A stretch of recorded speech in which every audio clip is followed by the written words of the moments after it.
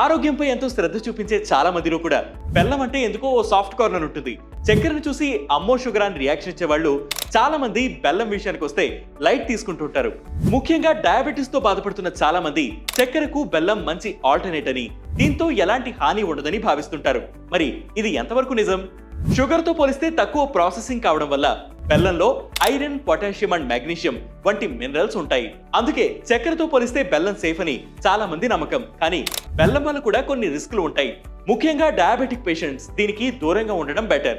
ఇందులోని సుక్రోజ్ మీ sugar levels ని ఒక్కసారిగా పెంచేస్తుంది. హై క్యాలరీ కంటెంట్ కావడం వల్ల వెయిట్ గెయిన్ అయిపోతారు. పైగా ఈ బెల్లం తినడం వల్ల కలిగే ఆరోగ్య ప్రయోజనాలు కూడా చాలా తక్కువ. బెల్లం తినడం వల్ల షుగర్ క్రేవింగ్స్ పెరుగుతాయి. లాంగ్ టర్మ్ లోనూ దీనివల్ల సమస్యలు వచ్చే ఛాన్స్ ఉంటుంది. సో షుగర్ తరహాలోనే బెల్లాన్ని కూడా వీలైనంత వరకు అవాయిడ్ చేయడం మంచిదని ఆరోగ్య నిపుణులు చెబుతున్నారు.